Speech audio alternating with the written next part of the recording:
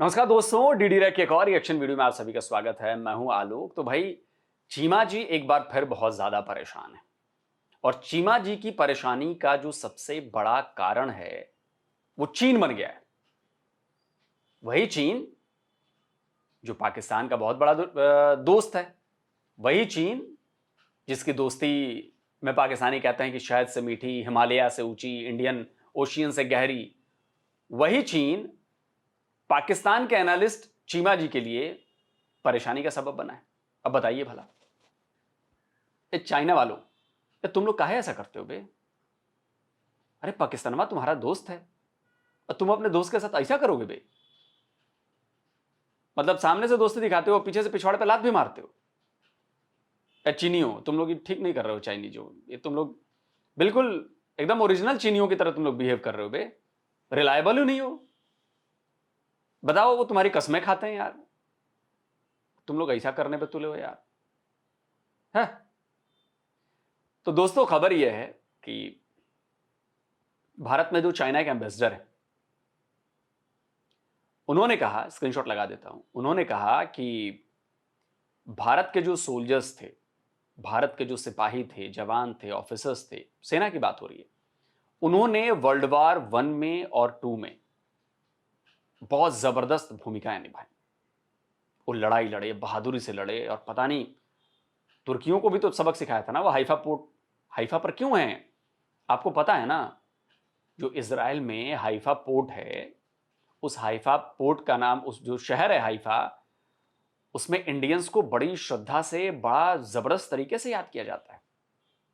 ये जरा देखिए, ये स्क्रीनशॉट, उनकी बहादुरी के लिए याद किया जाता है, क्योंकि टर्क से लड़े थे उन्होंने वहां पे और हाइफा को छुड़वाया था।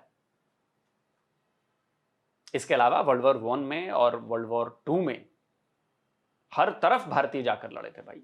उसकी सारी डिटेल मैं भी दूंगा। तो जो चीनी एम्बेसडर हैं इंडिया में, अब उन्होंने ये कह दिया। अब इसके बाद पाकिस्तानी मीडिया को मिर्ची लगनी शुरू की। अरे यार, चाइना तो हमारा दोस्त, चाइना तो हमारे साथ है, चाइना तो हमारी तरफ है, और तारीफें ये भारत की कर रहा है। इसका एम्बेसडर भारत की तारीफें करता है,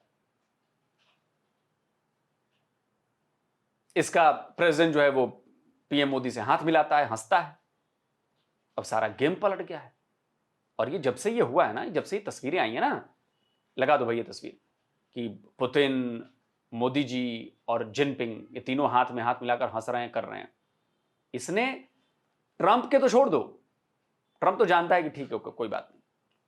पाकिस्तानियों के होश उड़े हैं। खलबली है पाकिस्तान में, मैं आपको बता रहा हूं। इनके पॉलिटिकल पूरे गलियारे में और इनके मिलिट्री के गलियारे में बड़ा भयानक टाइप से यह है। बाहर दिख नहीं रहा होगा, लेकिन मुझे खबरें मिल रही, बहुत मतलब आपाधापी वाली बात है। क्या ये कैसे हो गया है ये? क्योंकि पाकिस्तान, जाहिर सी बात है, भारत और चीन का एक साथ आना या उनके संबंध ठीक होना पाकिस्तान के लिए अच्छी बात नहीं, पाकिस्तान के लिए बिल्कुल अच्छी बात नहीं। देखो, दुनिया का और कोई देश तो हथियार दे नहीं रहा पाकिस्तान को। मुझे तो लगता है कि चीन और भारत ने अंदर ही अंदर सांठगांठ कर ली होगी। भारत ने कहा कि एक काम करो, हम उनको ठोकते हैं और तुम उनको हथियार बेचो। चाइना ने कहा, अरे यार, ये तो बड़ा बढ़िया मामला है, हम उनसे दोस्ती का पूरा ढोंग रचते हैं, तुम ठोकते रहो, हम अपने हथियार बेचते रहेंगे, और हमारे हथियार वैसे होंगे जो तुम्हारे खिलाफ ज्यादा कुछ काम करेंगे नहीं। वो तो हमने ऑपरेशन सिंदूर में देख ही लिया। अब वो फिर कहेगा कि मुझे नए एयर डिफेंस सिस्टम चाहिए। मैं बोलूंगा कि ठीक है, अब तुम MQ-9B की जगह, तुम क्या था वो, HQ-9B की जगह HQ-10B हम तुम्हें बेचेंगे। फिर अगली बार ठोक देना, फिर हम कुछ मना कर देंगे, क्योंकि इनको तो अमेरिका से, बाकी जगहों से तो इनको वेपन्स मिल नहीं रहे ना। पाकिस्तान के पास जो अब 80% वेपन या 90% वेपन जो ये ले रहे हैं, ये चाइना से ले रहे हैं। मेड इन चाइना वेपन है सारे, चाहे सबमरीन्स हो, चाहे शिप्स हो, चाहे गन्स हो, चाहे फाइटर जेट्स हो, आप देख लीजिए, सब चाइना से। आखिरी जो हथियार था वो F-16 था, जो अमेरिका से आया था। आप बताइए उसके बाद अमेरिकन कोई हथियार आया हो तो मुझे तो लगता है कि चाइना और भारत के अंदर ही अंदर उन्होंने साठगांठ कर ली कि तुम ठोकते रहो, हम उनको हथियार बेचते रहेंगे, बाकी सब जिंदाबाद।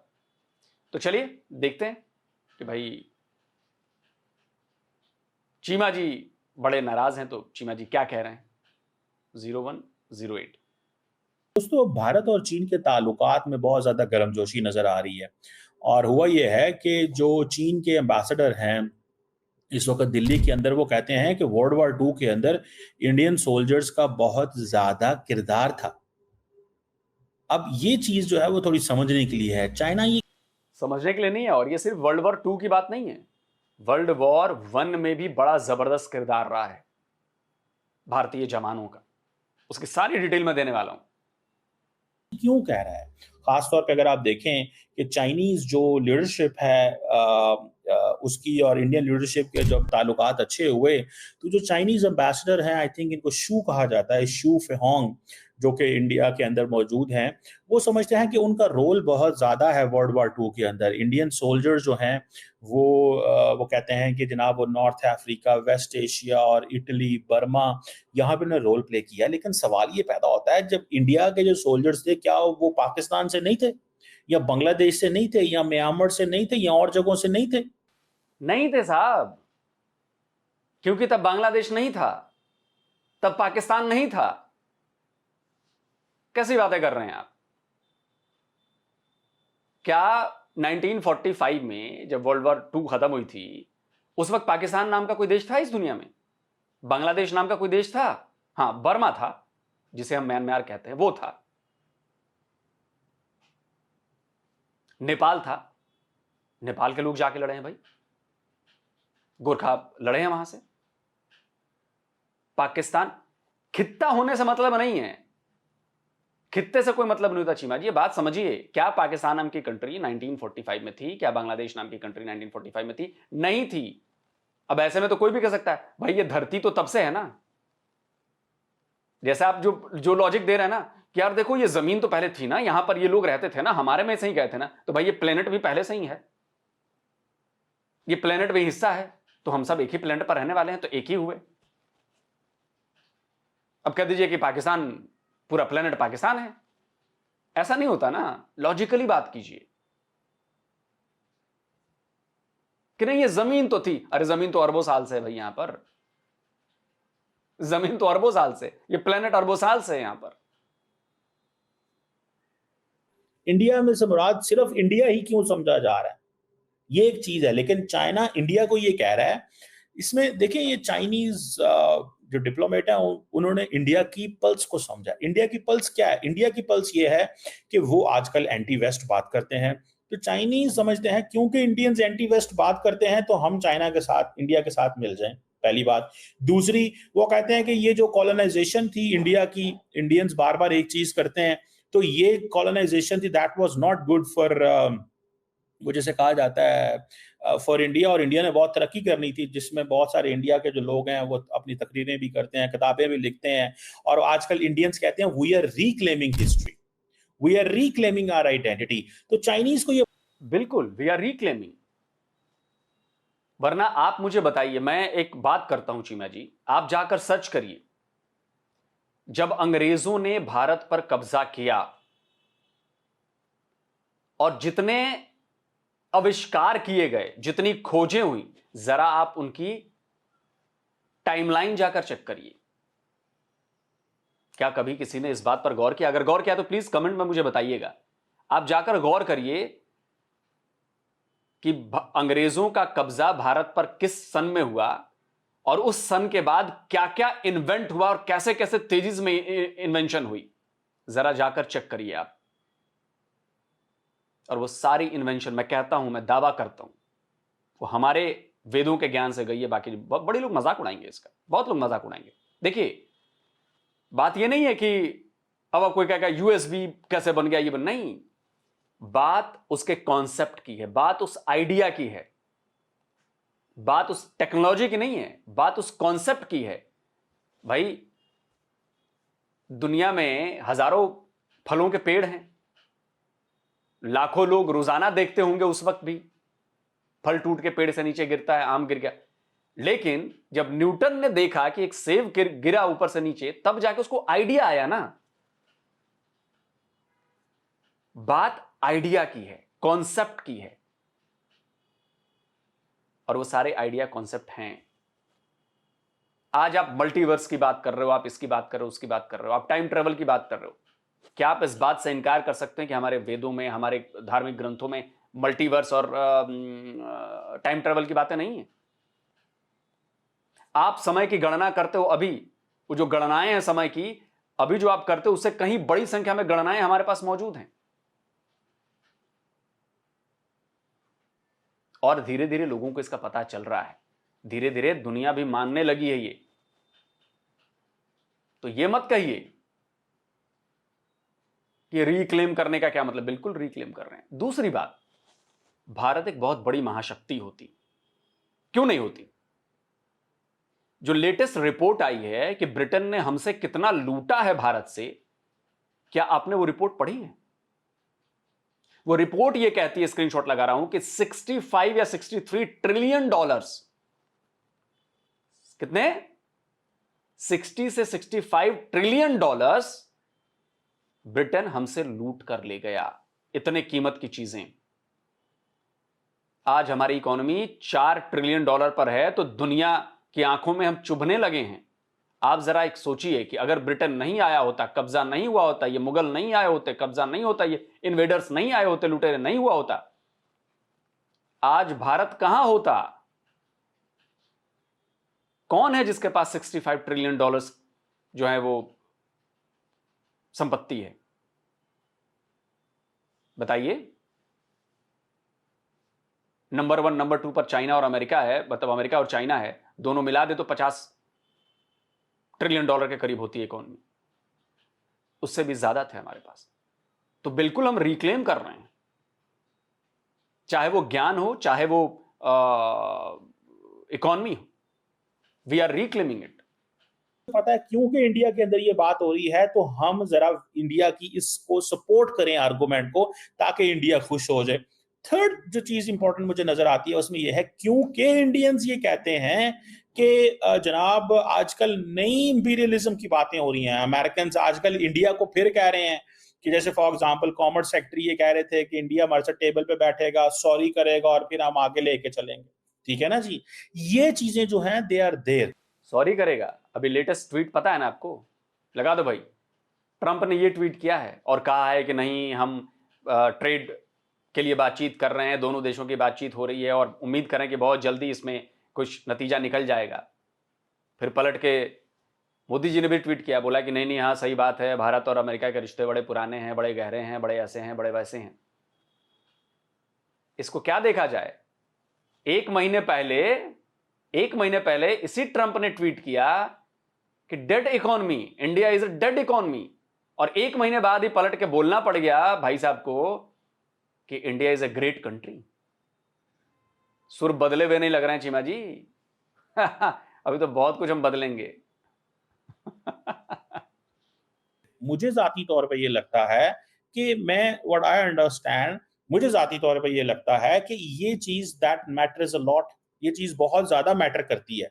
और वो ये इस तरह मैटर करती है, वो कहते हैं कि ठीक है आजकल नए तरीके से इंपीरियलिज्म की बातें हो रही हैं और नए अंदाज से ये चीजें चल रही हैं, तो मेरा ख्याल है वो समझते हैं कि हमें थोड़ा टफ टाइम देना चाहिए, हमें थोड़ा टफ टाइम देना चाहिए वेस्टर्न व्यू जो कि इंडिया के हवाले से है। जैसे आजकल अमेरिकन फॉरेन सेक्रेटरी और बहुत सारे लोग, ये फाइनेंस सेक्रेटरी और बहुत सारे लोग ये कह रहे हैं कि जनाब हमें तो जनाब ये चीज़ जो है वो करने वाली है, या हमें ये चीज़ एक्सप्लेन करने की ज़रूरत है। सो मुझे ऐसे लगता है कि ये जो चीज़ है दैट इज़ देयर, कि वो समझते हैं कि आजकल क्योंकि अमेरिकन दोबारा ये कोशिशें कर रहे हैं कि चाइना के हवाले से, कि इंडिया के हवाले से, कि इंडिया को सेव किया जाए, ताकि ये जो अमेरिकन ये कह रहे हैं कि जनाब हम ये हमारे साथ वैसे फिर आ जाए जैसे हम पहले थे, तो वो इंडियंस को जगा रहे हैं चाइनीज। सो जनाब for example Indian Chinese ambassador जो कि इंडिया के अंदर है, उन्होंने क्या कहा कि जनाब इंडिया ने 2.5 million voluntary soldiers China Burma India theatre पे लगा दिए, नॉर्थ अफ्रीका में, यूरोपियन बैटलफील्ड्स के अंदर, और इंडिया ने एक स्ट्रेटेजिक रिसोर्स प्रोवाइड किया ताकि जो उस वक्त जो कॉलोनियल पावर्स हैं वो जंग लड़ सके। ठीक है ना जी, और तमाम जो अलाइड ईस्टर्न थिएटर है उसमें बड़ी मदद की। और ये जो चाइनीज एम्बेसडर है, ये बेसिकली जो 80th विक्ट्री है Chinese people's war of resistance की, उसके हवाले से कमेंट कर रहे थे। तो चाइनीज गवर्नमेंट जो है, ऑलरेडी आपको पता है उन्होंने परेड ऑर्गेनाइज की वहाँ पे, जहाँ पे पुतिन और किम जोंग अन जो थे वहाँ मौजूद थे।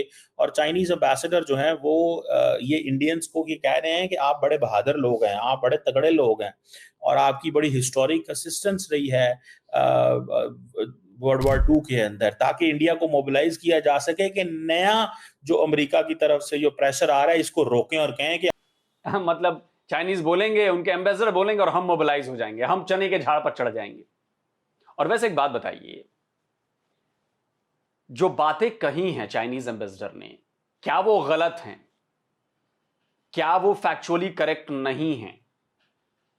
या फिर उनमें सच्चाई है? या फिर चाइनीज एम्बेसडर वही बोल रहे हैं जो सच है, जो डॉक्यूमेंटेड है? सबूत देता हूं मैं इसका। आप लोग जो ये नैरेटिव बिल्डिंग में चले जाते हैं ना कि ये ऐसा कह रहे हैं, कह नहीं रहे हैं, वो रिकॉल कर रहे हैं चीजों को, वो बस दोबारा से याद दिला रहे हैं कि भारतीय कौन थे और कौन हैं। उन्होंने एक भी चीज फैक्चुअली रॉन्ग नहीं बोली है, गलत नहीं बोली है। तो सब कुछ इतिहास की किताबों में दर्ज है। उसका एक छोटा सा सबूत दूंगा मैं आपको। आपने पहले भी लड़ाई की थी, अब भी लड़ाई करें। सो इन अदर वर्ड्स बेसिकली वो स्ट्रेटेजिक कम्युनिटी जो है इंडिया की, उसको बेसिकली मोबिलाइज कर रहे हैं। You getting my point? वो इंडिया की जो स्ट्रेटेजिक कम्युनिटी है उसको मोबिलाइज कर रहे हैं कि ये जो आप सोच रहे हैं वेस्टर्न इंपीरियलिज्म और अमेरिका जो है, ये जो कॉलोनियल थॉट्स जो हैं वो आपके खिलाफ रहे हैं, ये आप सही सोच रहे हैं। समझ रहे हैं आप? सो मुझे ऐसा लगता है कि ये एक जो चीनी जो एम्बेसडर का ये एक पॉइंट ऑफ व्यू जरूर मौजूद है। देखें, चाइना और इंडिया के ताल्लुकात में बहुत ज़्यादा ट्रांसफॉर्मेशन है। ये हमारे तो अल्हम्दुलिल्लाह चाइना से वैसे बहुत अच्छे ताल्लुकात हैं और शुरू से रहे हैं। और उसकी वजह ये है कि हमारी लीडरशिप की एक क्लैरिटी है कि हमने इंडिया के, चाइना हमारा एक 78 साल से स्ट्रेटेजिक पार्टनर है। अब इंडियंस ये, चाइनीज ये समझते हैं कि हमें इंडिया को अपने साथ में लाना चाहिए ताकि कभी भी इंडो पैसिफिक जो है वो एक्टिव ना रहे। यो आपको समझ आ रही है? कभी भी इंडो पैसिफिक एक्टिव ना रहे, ये ज़हन में रखें। इंडो पैसिफिक कभी भी एक्टिव ना रहे।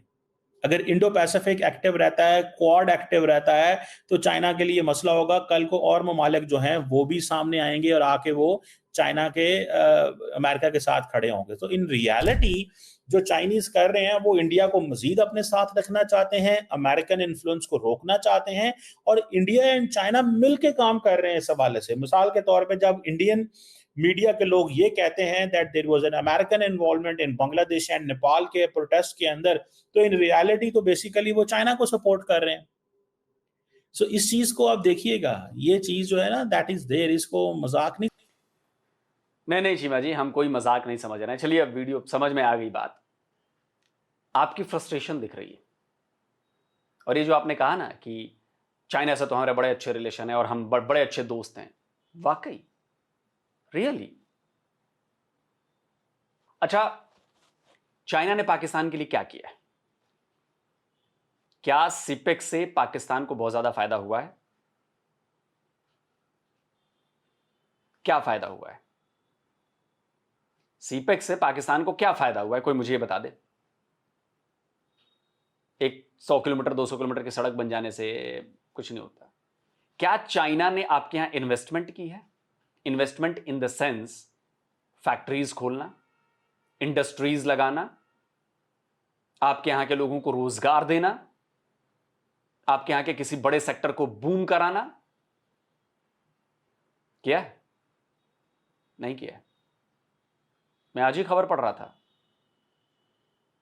स्क्रीनशॉट लगा दो भाई। यामाहा कंपनी भी चली गई आपके यहां से। यामाहा तो शायद जापानीज है ना, जापानीज ही है यामाहा शायद, हाँ, चली गई आपके यहां से। 2 व्हीलर बनाने वाली कंपनी यामाहा। और आप कहते हैं कि चाइनीज क्यों नहीं बाइक की इंडस्ट्री यहां पे लगाते?